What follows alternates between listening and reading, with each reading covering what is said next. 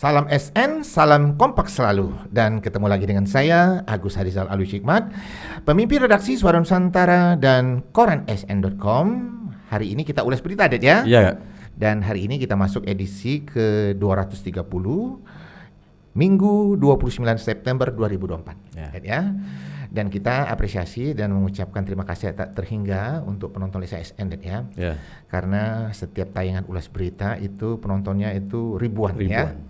Dan kita mendapat apresiasi ya dari penonton lewat WA, kemudian ada DM yang masuk ke Instagram saya yang menginginkan ulas berita hadir lebih banyak dan mengulas berita-berita terkini yang lagi viral di Suara Nusantara edisi cetak dan koran sn.com. Dan tadi kita udah sepakat, Ded, ya, ada statement terbaru dari narasumber tetap kita, Pak Susno Duaji, ya, mantan Kabareskrim Mabes Polri, yang berstatement bahwa apresiasi untuk Kejati Sumsel, ya, bahwa Kejati Sumsel sudah mengumpulkan alat bukti yang kuat. Tapi untuk dugaan korupsi apa nih, Ded? Itu terkait dugaan kasus korupsi LRT, Kak, ya, dengan nama perkaranya dugaan korupsi kegiatan atau pekerjaan pembangunan prasarana kereta api ringan atau LRT Palembang pada Satker, pembangunan peningkatan dan perawatan prasarana perkereta apian Kementerian Perhubungan RI tahun 2016 sampai dengan tahun 2020 yang estimasi kerugian negaranya sekitar 1,3 triliun, Kak. Oke, ada beberapa poin yang kita garis bawahi statement dari Pak Susno Duaji, Ded, ya. Dan beritanya sudah terbit, ya. Sudah terbit, Kak. Di Suara Nusantara edisi cetak dan koran sn.com. Yang penasaran masih bisa mengkliknya di koran sn.com. Dan kita akan ulas berita kupas tuntas, ya. Mulai dari statement Pak Susno Duaji, kemudian kita juga akan flashback bagaimana perjalanan panjang dari dugaan korupsi ini yang sudah ditangani Kejati Sumsel. Untuk ulasan pertama tentang statement Pak Susno Duaji, silakan, Dedi. Iya, Kak, Pak Susno Duaji selaku tokoh masyarakat Sumsel dan juga mantan Kabareskrim Polri mengatakan bahwa dalam penyidikan dugaan kasus korupsi LRT tersebut, Kejati Sumsel telah mendapatkan alat bukti yang kuat, Kak, ya. Di mana menurut Pak Susno Duaji bahwa dalam perkara tersebut Kejati Sumsel telah menyita sejumlah uang, karena dalam penyitaan sejumlah uang tersebut pasti kejaksaan mendapati data terkait aliran dana ke siapa saja, Kak, ya. Selanjutnya hal tersebut dikatakan Pak Susno Duaji bahwa bisa dikatakan 95% perkara sudah terungkap dan lebih gampang pembuktian di persidangan karena aliran dana itu alat bukti yang akurat dan kuat. Selalu Pak Susno Duaji mengungkapkan mengajak seluruh masyarakat untuk mempercayakan saja penyidikan perkara tersebut kepada Kejaksaan Tinggi Sumatera Selatan, Kak. Oke, ya, sebelumnya ada Pak Susno juga berkomentar, Ded, ya. Yang minta sebelumnya ini, ya, saya dahului ada statement dari Kejati Sumsel bahwa ada aliran dana 25,6 miliar, ya, dalam dugaan korupsi ini, ya. Kemudian disambut oleh Pak Susno yang minta diungkap, ya, aliran dana ini kemana saja, ya, karena jangan sampai menjadi info liar, ya, dan salah persepsi mungkin, ya. Tapi sebelum dia dijawab, saya salam dulu untuk Pak Susno Duaji. Semoga Pak Susno Duaji selalu sehat, ya, dan lancar melaksanakan aktivitas. Terima kasih, Pak, untuk statementnya dan komentarnya ke Suara Nusantara. Silakan, Dedi, langsung. Ya, Kak, dalam perkara ini sebelumnya kan Asisten Bidang Tindak Pidana Khusus Kejati Sumsel mengungkapkan memang ada 25,6 miliar uang berupa suap atau gratifikasi mengalir ke beberapa pihak, Kak, ya. Terkait hal tersebut Pak Susno Duaji meminta agar Kejati Sumsel mengungkap siapa saja pihak-pihak penerima aliran uang suap atau gratifikasi sebesar 25,6 miliar tersebut. Hal tersebut dikatakan Pak Susno Duaji Kejati harus mengungkapnya agar tidak menjadi info liar dan fitnah, gitu, Kak, maksudnya. Oke, kemudian yang menarik juga, ya, ada uang yang tersisa yang disita oleh Kejati Sumsel, ya. Senilai berapa itu, Dan? 2 miliar lebih atau 2 miliar 88 juta, Kak. Dari info Kejati bahwa uang itu sisa yang belum dibagikan, ya. Menarik juga nih, Ded, ya. Kalau belum dibagikan berarti ada rencana mau dibagikan, ya. Tapi Kejati Sumsel ada menyita tidak, Ded, list orang yang mau dibagikan tersebut, Ded? Sejauh ini Kejati Sumsel belum mengungkap, Kak, ya, terkait siapa saja pihak-pihaknya. Namun terakhir dalam penahanan tersangka baru, yang ini di mana tersangka baru tersebut merupakan Direktur Utama PT Perencana Jaya selaku konsultan perencanaan pada pembangunan LRT Kak ya. Dikatakan Umar Yadi SMH selaku asisten bidang tindak pidana khusus Kejati Sumsel bahwa terkait uang 2 miliar lebih, 2 miliar lebih atau 2 miliar 88 juta yang disita tersebut disita dari tersangka baru tersebut yang merupakan Direktur Utama PT Prasana Jaya Kak ya. Kemudian asisten bidang tindak pidana khusus Kejati Sumsel Umar Yadi SMH didampingi Kasih Penyidikan Haidirman SMH dan Kasih Penkum Kejati Sumsel Fani Yulia Kasari SMH saat menggelar rilis Kak ya.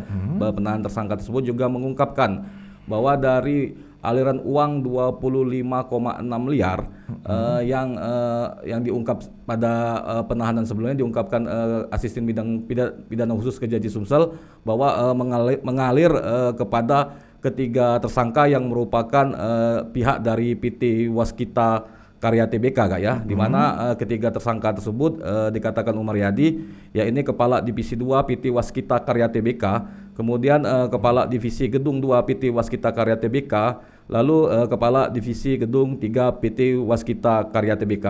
Mengingat aliran uang ini cukup besar Kak ya, 25,6 miliar, selanjutnya Suara Nusantara menanyakan kepada Umar Yadi SMH selaku Aspitsus Kejati Sumsel, pihak-pihak lainnya siapa lagi? Dikatakan Aspitsus bahwa pihaknya masih mendalami Kak. Masih mendalami ya. Nah, kalau yang menerima ini agak cemas-cemas juga deh ya. Iya, tapi kalau menerima ya, kalau tidak menerima tidak usah cemas. Tapi yang saya garis bawahi bagaimana status hukum ya. Pernah tidak ditanyakan Dedi kalau baru rencana diberikan dan ada namanya, sempat nggak Dedi nanya seperti itu? Sejauh ini belum Kak ya. Tapi dari beberapa kasus yang lain, kasus lain yang kita pernah beritakan di koran SN dan koran cetak Surat Nusantara, bahwa kalau perkara tersebut sudah dalam tahap penyidikan, pihak yang tapi yang mengembalikan keuangan Kak ya, tidak menghapus pidana ya Kak. Oke ya, biasanya nanti Suara Nusantara di persidangan ya mengungkapnya kan, dan dalam persidangan itu akan terungkap ya. Akan terungkap. Aliran-aliran dana tersebut ya, pasti penonton LSSN yang kepo ya, dengan runningnya YouTube LSSN kita akan ungkap nanti ya di persidangan. Tapi bagaimana persidangannya ya nanti ya. Kemudian Pak Susno Dwaji juga seringkali mengucapkan apresiasi ya, prestasi Kejati Sumsel yang banyak mengungkap dugaan korupsi di Sumsel ya, termasuk dugaan korupsi LRT ini ya. Mungkin Dedi bisa mengungkapnya karena kita pernah buat satu berita Dedi ya. Silakan Dedi, apresiasi Pak Susno Dwaji untuk aparat Kejati Sumsel. Silakan Dedi. Ya, Pak Susno Dwaji selaku tokoh masyarakat Sumsel yang juga mantan Kabar Reskrim Polri mengapresiasi Kejaksaan Tinggi Sumatera Selatan yang telah bekerja melakukan pengungkapan dugaan kasus-kasus korupsi di Sumsel Kak. Namun Pak Susno Dwaji meminta agar Kejati Sumsel dalam penanganan penyidikan perkaranya jangan lamban Kak ya, jangan lambat maksudnya. Jangan ragu Kejati Sumsel untuk mengungkap perkara dugaan kasus korupsi yang sedang dilakukan penyidikan. Kemudian Pak Susno menegaskan bahwa untuk pihak-pihak yang terbukti segera dibawa ke persidangan gitu katanya. Oke ya, mungkin penonton SN ada yang bertanya dan ada juga yang menanyakan via WA ya. Bagaimana saya sebagai Pimber itu berkomunikasi dengan Pak Susno ya. Saya berkomunikasi dengan Pak Susno Dwaji itu lewat telepon ya, dan lewat WA ya, dan seringkali terjadi komunikasi yang panjang membahas banyak hal ya. Tapi yang kita ungkap di Lensa SN dan Suara Nusantara dan serta koran SN itu yang inti-inti saja ya. Dan saat ini Pak Susno Dwaji sedang bepergian keluar negeri ya, di negeri Iran ya. Bahkan saya dikirimi videonya ya untuk diposting di Instagram pribadi saya ya. Semoga perjalanan Pak Susno Dwaji lancar. Sekarang kita flashback ya. Perjalanan panjang Kejati Sumsel menangani dugaan korupsi LRT ini ya. Awal mula dari terbukanya tabir ya, dugaan korupsi ini diungkap oleh Kejati, apa nih Ded? Silakan Ded diungkap.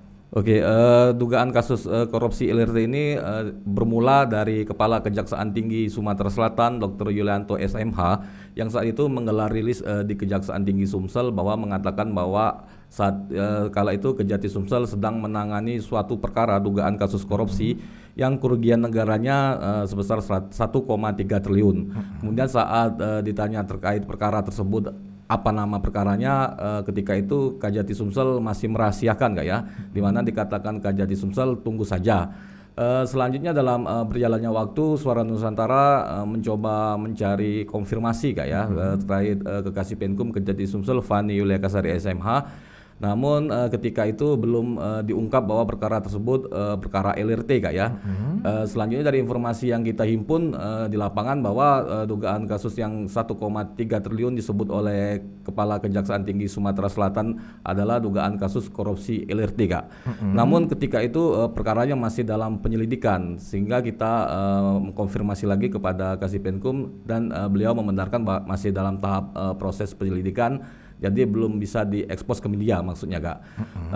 Berjalannya waktu informasi juga didapatkan oleh Suara Nusantara dan koreansn.com bahwa Kejati Sumsel telah melakukan pemeriksaan sejumlah saksi Kak ya. Selanjutnya Suara Nusantara mengkonfirmasi langsung kepada Kasih Penkum Kejati Sumsel Fani Yulia Kasari SMH dan dirinya menegaskan bahwa perkara tersebut sudah dalam tahap penyidikan Kak. Sehingga tim jaksa penyidik bidang tindak pidana khusus Kejati Sumsel melakukan pemeriksaan sejumlah saksi dan melakukan serangkaian kegiatan penyidikan. Setelah itu informasi juga kita terima bahwa para saksi ini diperiksa secara bergilir Kak ya. Tapi ketika kita konfirmasi ke Kasih Penkum Kejati Sumsel Fani Yulia Kasari belum bisa memberikan informasi terkait pemeriksaan tersebut karena Kejati Sumsel sangat berhati-hati melakukan proses penyidikan mengingat kerugian negara dalam perkara tersebut disebut 1,3 triliun Kak ya. Berjalannya waktu barulah tim Kejati Sumsel awalnya menahan 3 tersangka, di mana ketiga tersangka tersebut yakni Kepala Divisi 2 PT Waskita Karya Tbk, kemudian Kepala Divisi Gedung 2 PT Waskita Karya Tbk, selanjutnya Kepala Divisi Gedung 3 PT Waskita Karya Tbk. Dalam rilis penahanan ketiga tersangka tersebut, Asisten Bidang Tindak Pidana Khusus Kejati Sumsel Umaryadi SMH mengungkapkan bahwa ketiga tersangka dilakukan penahanan di rutan Pajo Palembang selama 20 hari ke depan Kak ya. Di mana menurut Umaryadi SMH bahwa ditahannya ketiga tersangka tersebut karena tim jaksa penyidik Kejati Sumsel telah menemukan alat bukti yang cukup sehingga dinaikkan statusnya yang semula ketiga tersangka tersebut merupakan saksi dinaikkan menjadi tersangka dan dilakukan penahanan Kak.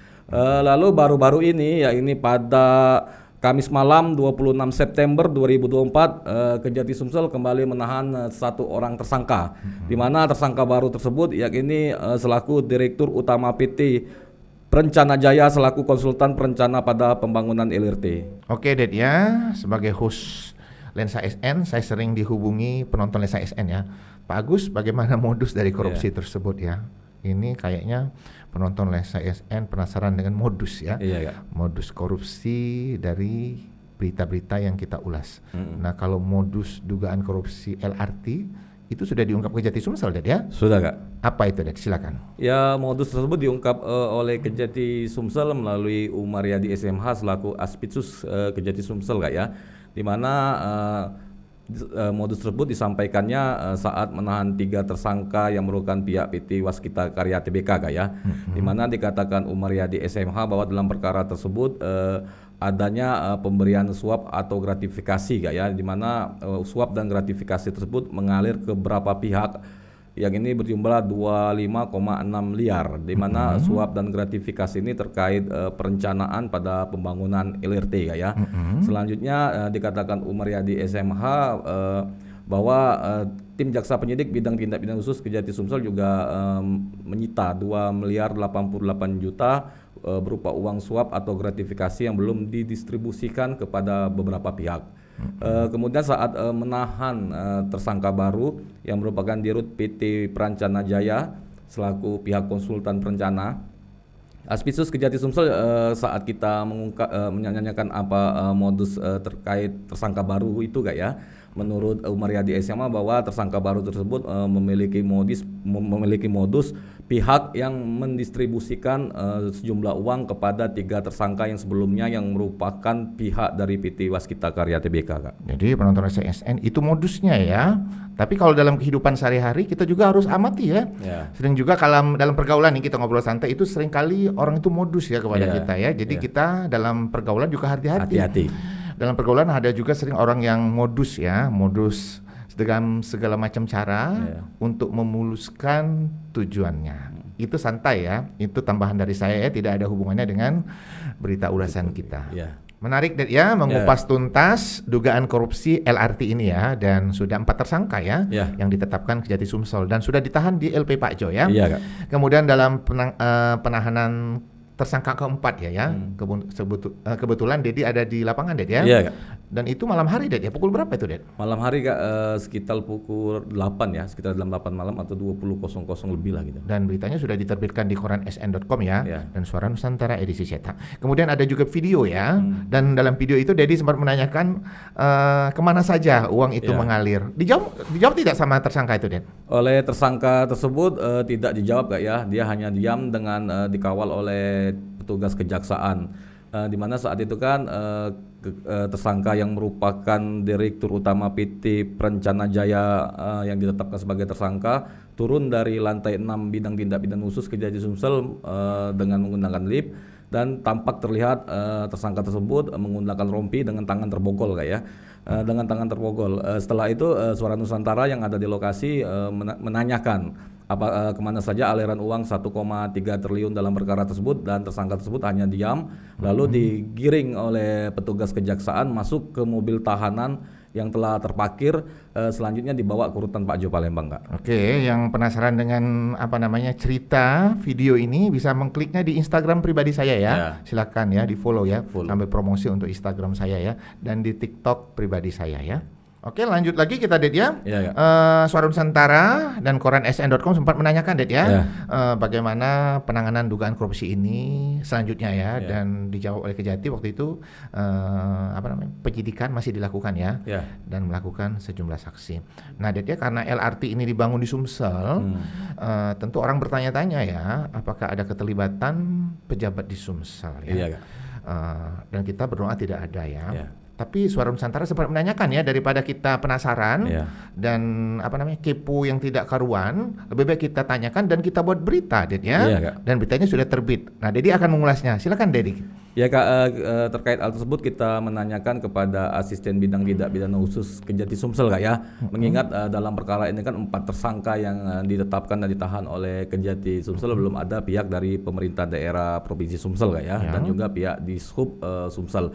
Hal tersebut kemudian ditegaskan oleh Asisten Bidang Tindak Pidana Khusus Kejati Sumsel Umaryadi SMH bahwa saat ini tim jaksa penyidik bidang tindak pidana khusus Kejati Sumsel masih melakukan pendalaman atas keterkaitan pihak Pemprov Sumsel dan juga pihak dari Dinas Perhubungan Sumsel Kak. Oke, kita berdoa semoga tidak ada keterlibatan ya.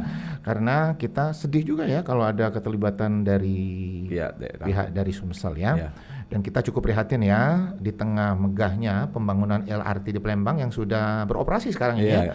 Ternyata pembangunannya selama ini ada perkara dugaan korupsi. Dan kita harap Kejati Sumsel bisa menuntaskan dan mengungkap tabir bagaimana dugaan korupsi ini terjadi, dan siapa saja tersangka yang tersangkanya sudah terungkap dan mungkin ada tersangka lainnya ya. Kemudian tentang penambahan ada info akan ada tersangka baru Ded ya. Jadi sempat menanyakan dan kepada Asisten Bidang Tindak Pidana Khusus Kejati Sumsel Umaryadi SMH Kak ya, pernah hal tersebut dipertanyakan sejumlah wartawan dan dikatakannya masih dalam proses pendalaman Kak ya.